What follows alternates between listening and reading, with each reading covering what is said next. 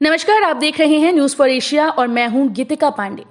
दुनिया भर में कोरोना महामारी का कहर जारी है। कोरोना ने अब तक लाखों जिंदगियां ले ली। इस महामारी में किसी का सिंदूर छिन गया तो किसी के सिर से छत छिन गई, किसी से मां का आंचल छिन गया तो कहीं भाई बहनों के झगड़ों वाली आवाजें हमेशा के लिए खामोश हो गईं। किसी की कलाई सूनी हो गई तो किसी की गोद खाली हो गई। ऐसे लाखों लोग हैं जिनसे कोरोना ने उनके अपनों को छीन लिया। मध्य प्रदेश के इंदौर के एक परिवार को लेकर ऐसी ही हृदय विदारक खबर सामने आई है। 5 लोगों के इस परिवार में से 3 की कोरोना के चलते मौत हो गई। बाकी 2 सदस्यों में से भी एक कोरोना संक्रमित है। इंदौर में पादरी परिवार ने रविवार को 10 दिन से भी कम समय में तीसरे सदस्य का अंतिम संस्कार किया है। माता पिता, बेटा बहू और एक पोता समेत इस पादरी परिवार में 5 सदस्य हुआ करते थे। परिवार के 4 सदस्यों की रिपोर्ट कोरोना पॉजिटिव आई। इनमें से 3 की मौत हो चुकी है।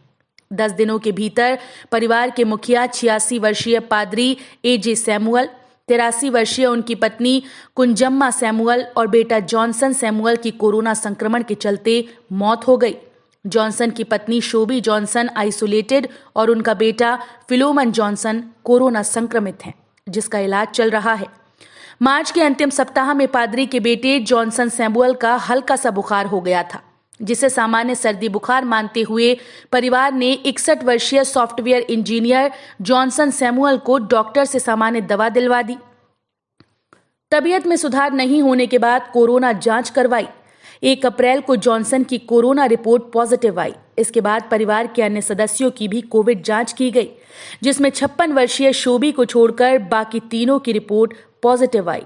तबीयत बिगड़ने के बाद 2 अप्रैल को जॉनसन को अस्पताल में भर्ती कराया गया। 3 अप्रैल को जॉनसन के पिता और 6 अप्रैल को मां को भर्ती कराया गया।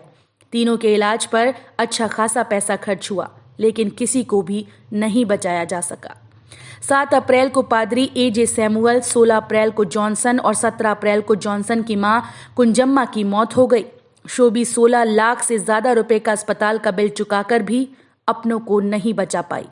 अभी जॉनसन का बेटा संक्रमित है, जिसका इलाज चल रहा है, और शोबी घर में आइसोलेटेड है।